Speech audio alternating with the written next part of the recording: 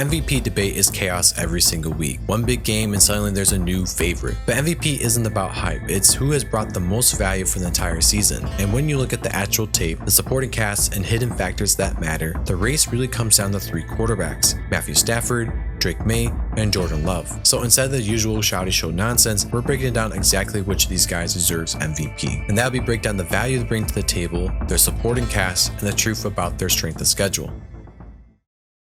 Now, the 3 most important values a quarterback can bring to the table, in my opinion, is big time throws, how he plays under pressure, and how clutch he is. We're going to start with big time throws. Big time throws, in short, is high value throws, usually in tighter windows, and is pushing the ball down the field. This does not include easy, wide open, deep shots downfield though. Look at how many big time throws these guys have made. We see Stafford at 26 big time throws, Jordan Love with 22 big time throws, and Drake Maye with 22 big time throws. But taking into account how many pass attempts these guys have made compared to how often they are making these throws, we see Stafford at 6.1% of the time, Love with 5.7% of the time, and Drake Maye at 5.4% of the time. To go even further, and this is where things do get interesting, if you look at how many big time throws these guys have made in play action versus non-play action, we see Matthew Stafford with 12 big time throws in play action, Drake Maye with 3, and Jordan Love with 2. And if we look at non-play action, we see Jordan Love with 20 big time throws at 7.1% of the time, Drake Maye had 19 big time throws, 6.3% of the time, and Stafford with only 14 big time throws at 5.2% of the time, which is still good, but it's important to look at because play action is a lot easier than simply dropping back to pass. Play action makes defenders freeze, opening up opportunities or at least giving extra time. In this case, Love and Maye have the edge because most of the big time throws they're making are more difficult. I also want to quickly add that these 3 guys have a good big time throw to turnover replay ratio, meaning they're making big time throws often, more than everyone else in the league, but also not tossing the ball to the defense often as well. Moving to the next important value a quarterback needs to bring to the table in order to be considered valuable is how clutch you are late in the game. This is going to shake things up for who should win MVP. Now, I did this by looking at wins and ties and counting each game that they were clutch in, keeping pace and scoring in order to win the game. This did not include huge runs on the ground for touchdowns or kick returns for touchdowns. To start with Matthew Stafford, he has 3 games this year through week 13. This again is when it is late in the game, he kept pace and scoring in order to win the game, none of which were 4th quarter comebacks though. Moving to Drake Maye, he only had 1 game, which was keeping pace with the Bills to win this game, and that was earlier on in the year. And finally, Jordan Love.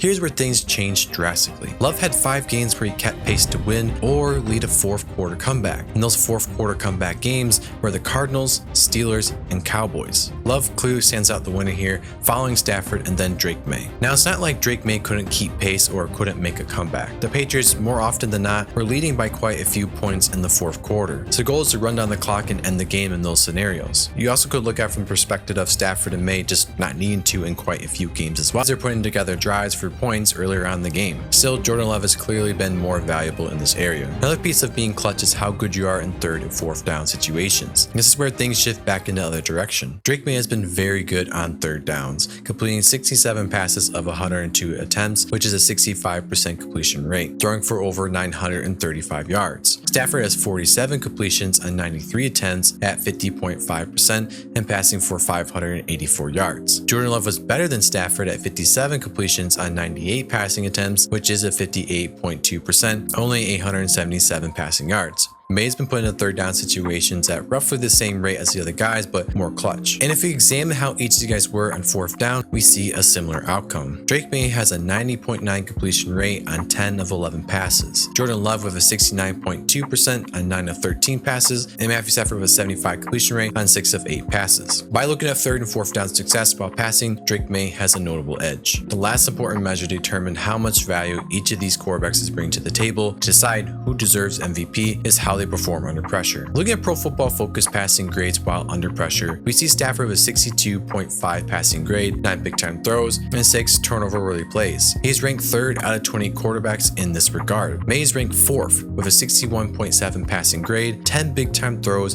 and 6 turnover-worthy plays. Jordan Love, on the other hand, is ranked 13th, having a 53.4 passing grade, 7 big time throws, and 8 turnover-worthy plays. Stafford and Maye, play by play, are performing much better than Jordan Love under pressure. However, However, there is another critical stat to look at to examine how well quarterbacks are performing under pressure, and that is their pressure to sack percentage, which is what it sounds like. It's how often you take sacks while you're under pressure. Jordan Love was ranked 3rd best in the NFL at 11%, which is really good. Stafford was ranked 8th with a 12.9% pressure to sack percentage. Maye, however, was one of the worst quarterbacks in the NFL at a 22% pressure to sack rate. Based on this, it's clear Matthew Stafford has been more consistent and better than 3 guys while under pressure. In terms of value though, which is what the MVP award is about, I feel in big time throws, how they were under pressure, and how clutch they've been this year, Jordan Love should get MVP. However, there is a catch, and this is what derails or even supports a quarterback's MVP case. A lot of people will say that because the Rams are Super Bowl contenders, Stafford has the best supporting cast of the 3, which is not quite the case. The deeper I look into each guy's supporting cast, I saw something particularly interesting. To break down the supporting cast of these 3 guys, we will look at their offensive line, receivers, and which of the offensive schemes is better. And we can't forget their strength of schedule. To start with their offensive line, if we look at Pro Football Focus's team grading for pass blocking, we see the Patriots up top at 8th, the Packers at 16th, and the Rams all the way down at 24th. It isn't as simple as the Patriots have the best pass blocking offensive line though. If we look at true pass sets, which is narrowing down performance to when there's at least 4 rushers, no time to throw under 2 seconds or over 4 seconds, no play action plays, and no screens, which is key. We see Maye's offensive line regress a little bit in grading, which is natural because true pass set plays are just that more difficult.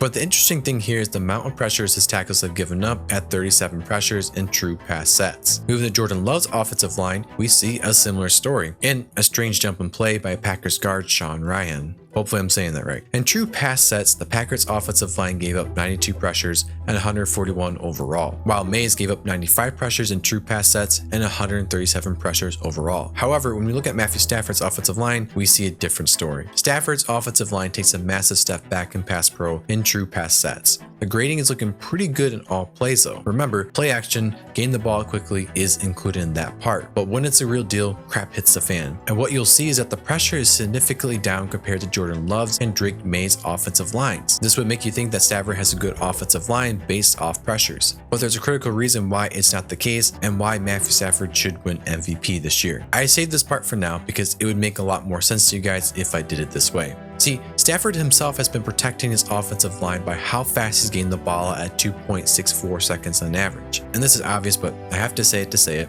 If you get the ball out faster, that's less opportunities for your offensive line to lose or be countered with pressure, hurries, or hits. This is important too because true pass sets are 2 seconds to 4 seconds. The what if, and based on data, we can conclude that if Stafford was not getting the ball out faster, this offensive line would be talked about as one of the worst in the NFL. Now that's cool and all for Stafford, but what about Jordan Love and Drake Maye? We know for a fact that these guys were actually hurting their offensive line's performances because their time to throw is at 2.82 seconds on average for Love and 3.05 seconds on average for Maye. Now 0.4 seconds or even 0.2 seconds might not seem like much, but it makes a massive difference. To ensure this is right though, Love and Maye is indeed hurting their offensive lines if we look at allowed pressure rate to showing us who is responsible for pressure, but if a QB is holding onto the ball longer and pressure is happening because of that, or if the offensive line is losing and the QB is innocent. In this case, we see Stafford by a large margin being at fault for pressure 7.5% of the time, and that is second best in the NFL. Jordan Love is at 18.7%, ranked 15th in the NFL, and Drake Maye is at 21st, basically last at 23.6% of total pressure being on him. This is why I feel Matthew Stafford should be MVP this year. Him protecting the offensive line and being as valuable as he has been and being top pass rushes in spite of the pass protection is MVP worthy. We're not done yet though because there's a couple other things you'll want to hear. I think it's very clear Stafford has the best receivers by far and away. Puka I feel has cemented himself as a top 5 receiver in the NFL, and Adams is still a top 15 X receiver, though he has progressed against zone coverage. The Patriots receiving core is graded very well and so is the Packers, but I don't agree that either competes with the Rams. The problem with the Patriots receiving core is that each player is being used in a game plan oriented way and at random at that. A lot of people will be quick to say that Stephon Diggs is an X receiver, but this year he really isn't being used in that kind of role, even though I think he should be, but we can't value him as such if he's not doing that. Personally, I weigh having a true X receiver heavily. It's crucial to have at the NFL level, and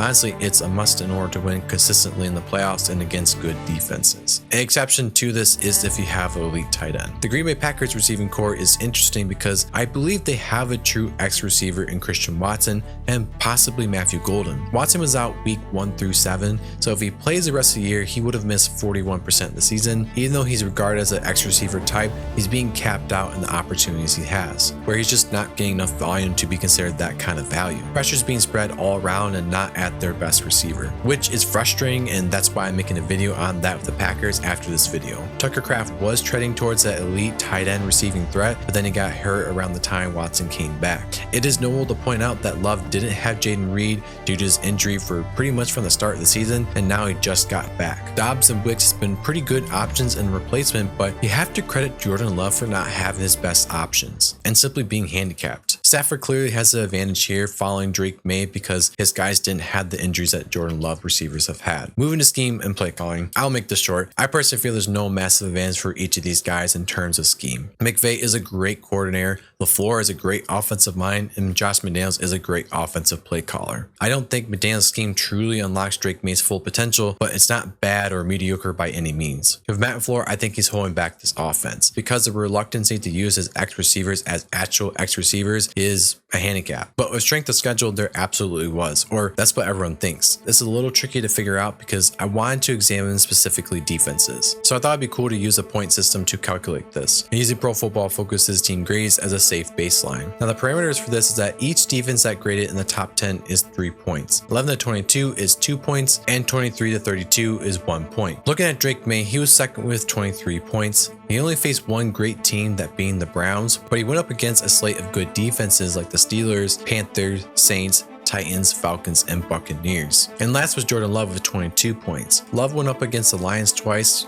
I don't quite think they're a great defense though, but he went up against the Browns. Ironically, he faced a similar slate of defenses as the other guys. Stafford was first with 24 points, facing better defenses slightly more often. He went up against 3 top 10 defenses in the Texans, Jaguars, and Seahawks. I think the Eagles should be included in that, but they weren't in the top 10 for grading. Honestly, that doesn't quite sit well with me, and that's because most strength of schedule rankings obviously have the offenses factored in as well, and that's where it changes a lot. Going off win rate as a measure for how good are the teams these guys have faced, the Rams are ranked 9th, the Packers at 28th, and the Patriots in last place, which makes a lot more sense because that's what we've seen from a lot of places. But it's also why I started off with just looking at defenses. For Drake Maye, it was the offenses that were hot garbage, not the defenses. And for Jordan Love, he faced the Browns, who have one of the best defenses in the NFL, but a terrible offense. I think given the whole picture, Matthew Stafford deserves MVP out of these guys. If it was just off big time throws, under pressure performance, and how clutch you have been, I would lean more towards Jordan Love as MVP. Given how bad the offensive line is for the Rams though, I think Stafford clearly wins MVP because he's covering up the hidden truth about that offensive line. What about hidden secret though by NFL teams that was in the 2025 draft that basically everyone in the media hated because he had 2 bad viral plays? The truth is though, NFL teams love Tyler Shough. Check out that video here or my recent Drake Maye is legit video there.